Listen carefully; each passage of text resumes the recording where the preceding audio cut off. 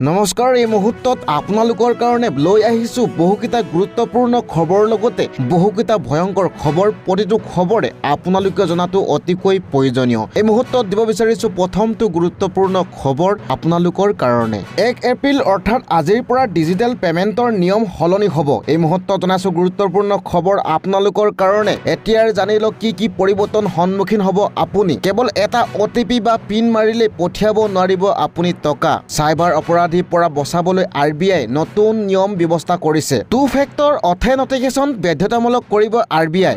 গ্ৰাহকে পৰিচয় নিশ্চিত কৰিবলৈ অতিক্ৰম কৰিব লাগিব 2টা সুৰক্ষা স্তৰ।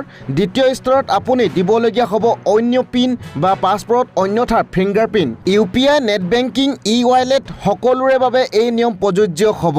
1 এপ্ৰিল অৰ্থাৎ আজিৰ পৰা এই নতুন নিৰ্দেশনা কাৰ্যকৰী হোৱাৰ সম্ভাৱনা আছে।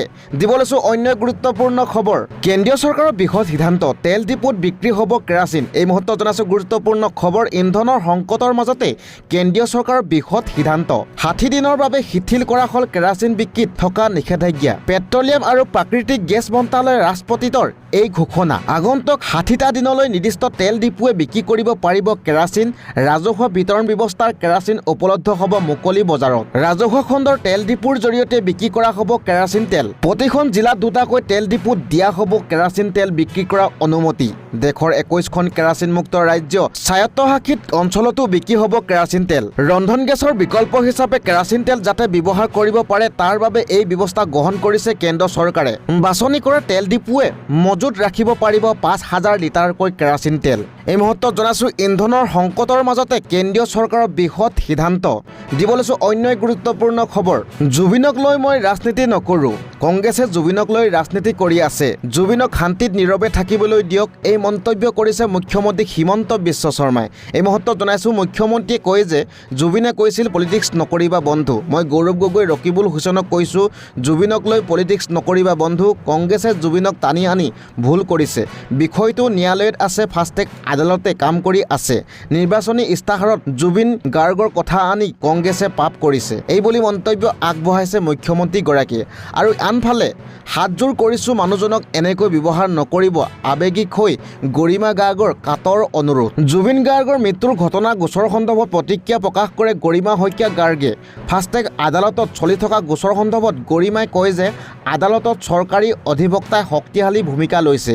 আমি সকলোৱে আশাবাদী যে আমি ন্যায় পাম। জুবিন গাৰ্গৰ সৈতে কি হৈছিল তাৰ সঠিক উত্তৰ পাম। মোৰ ন্যায় ব্যৱস্থাৰ ওপৰত বিশ্বাস আছে বুলি গৰিমা শইকীয়াই মন্তব্য আগবঢ়ায়। জুবিন গাৰ্গক কোনেও নিৰ্বাচনৰ সময়ত ব্যৱহাৰ নকৰিবলৈ আহ্বান গৰিমা শইকীয়া গাৰ্গৰ। আৱেগিক হৈ গৰিমা গাৰ্গৰ সকলো ৰাজনৈতিক দললৈ অনুৰোধ জনাই গৰিমাই কয়, মই সকলোকে হাতযোৰ কৰিছোঁ, মানুহজনক এনেকৈ ব্যৱহাৰ নকৰিব। দিব লৈছোঁ অন্য গুৰুত্বপূৰ্ণ খবৰ। মুঠ 31টা সংকল্পৰে বিজেপিৰ সংকল্প পত্ৰ মুকলি। ভাৰতীয় জনতা পাৰ্টি অসম প্ৰদেশৰ মুখ্য কাৰ্যালয়ত বাজপেয়ী ভৱনত বিজেপি সংকল্প পত্ৰ মুকলি কৰে কেন্দ্ৰীয় বিত্তমন্ত্ৰী নিৰ্মলা সীতাৰমণে। বিজেপিৰ এই সংকল্পত মুঠ 31টা সংকল্প প্ৰকাশ কৰিছে। সংকল্প পত্ৰ মুকলি অনুষ্ঠানত উপস্থিত থাকে মুখ্যমন্ত্ৰী হিমন্ত বিশ্ব শৰ্মা, বিজেপিৰ ৰাজ্যিক সভাপতি দিলীপ শইকীয়া, কেন্দ্ৰীয় মন্ত্ৰী সৰ্বানন্দ সোণোৱাল। উপস্থিত থাকে আজিৰ এই সংকল্প পত্ৰ মুকলি অনুষ্ঠানত। বিজেপিয়ে কয় যে ৰাইজৰ পৰামৰ্শ অনুসৰি প্ৰস্তুত হৈছে বিজেপিৰ এই সংকল্প পত্ৰ। 3 লাখতকৈ অধিক লিখিত পৰামৰ্শ আৰু 20 লাখ লোকৰ পৰামৰ্শ লৈ প্ৰস্তুত কৰা হৈছে বিজেপিৰ এই সংকল্প পত্ৰ। দিব লৈছোঁ অন্য গুৰুত্বপূৰ্ণ খবৰ আপোনালোকৰ কাৰণে। বাক্সা জিলাত দিব্যাংগ আৰু জ্যেষ্ঠ নাগৰিকৰ বাবে ঘৰে ঘৰে ভোটদান প্ৰক্ৰিয়া আৰম্ভ। এই মুহূৰ্তত জনাইছোঁ গুৰুত্বপূৰ্ণ খবৰ। সমাগত অসম বিধানসভা নিৰ্বাচন 9 এপ্ৰিলত ৰাজ্যত এটা পৰ্যায়ত অনুষ্ঠিত হ'ব ভোটগ্ৰহণ। বিধানসভা নিৰ্বাচন প্ৰাক্ষণত ভোটদানৰ হাৰ বৃদ্ধিৰ লক্ষ্যৰে নিৰ্বাচনী আয়োগে গ্ৰহণ কৰিছে বিশেষ ব্যৱস্থা। আসন্ন অসম বিধানসভা নিৰ্বাচন 2026ক লক্ষ্য কৰি বাক্সা জিলাত ইতিমধ্যে 30 মাৰ্চৰ পৰা যোগ্য ভোটাৰসকলৰ বাবে গৃহ ভোটদান ব্যৱস্থা গ্ৰহণ কৰা হৈছে। আনফালে দিব লৈছোঁ অন্য গুৰুত্বপূৰ্ণ খবৰ। নিৰ্বাচনী ব্যয়ৰ সৰ্বাধিক 40 লাখ টকা অতিক্ৰম কৰিলে বাতিল হ'ব মনোনয়ন। ডিজিটেল প্ৰচাৰত কঠোৰ নিৰীক্ষণ নিৰ্বাচন আয়োগ। ৰাজ্যত অহা 9 এপ্ৰিলত অনুষ্ঠিত হ'বলগীয়া বিধানসভা নিৰ্বাচন 26ক লৈ অধিক স্বচ্ছ, ন্যায়সংগত আৰু ব্যয় নিয়ন্ত্ৰিত কৰি তুলিবলৈ ভাৰত নিৰ্বাচন আয়োগৰ কঠোৰ নিৰ্দেশনা। বিশেষকৈ সামাজিক মাধ্যম যেনে ফেচবুক আদি মাধ্যমৰ ওপৰত কঠোৰ নিৰীক্ষণ আৰম্ভ কৰিছে নিৰ্বাচন আয়োগে। দিব লৈছোঁ অন্য গুৰুত্বপূৰ্ণ খবৰ। হঠাৎ মুখ্যমন্ত্ৰীৰ কি হ'ল? তল পৰিল অৰুণোদয় মহিলা মিঠাতেল। এইবাৰ মুখ্যমন্ত্ৰীক লাগে গৌৰৱ গগৈৰ সম্পত্তিৰ হিচাপ।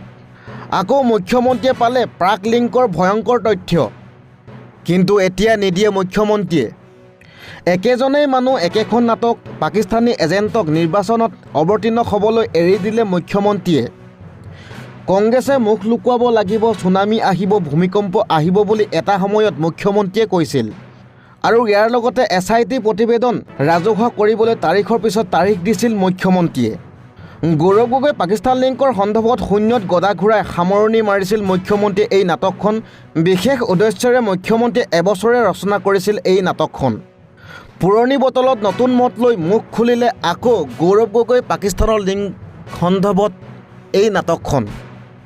নিৰ্বাচনৰ পূৰ্বে পুৰণি ফ্লপ নাটকৰ বচন আওৰালে মুখ্যমন্ত্ৰী হিমন্ত বিশ্ব শৰ্মাই। গৌৰৱ গগৈ পাকিস্তান লিংকত ফাদিল কৰিম বুলি মুখ্যমন্ত্ৰীৰ আসনৰ পৰা দাবী কৰি লাজ লগাকৈ মুখ থেকেচা খোৱা হিমন্ত বিশ্ব শৰ্মাই আকৌ মাতিছে একেই বচন। নিৰ্বাচন আয়োগক লিখিত অভিযোগ দিয়াৰ পৰিৱৰ্তে সংবাদ মাধ্যমৰ আগতেই ফুটনি মৰা মুখ্যমন্ত্ৰীৰ অভিযোগ গুৰুত্বই নিদিলে APCCৰ সভাপতি গৌৰৱ গগৈয়ে।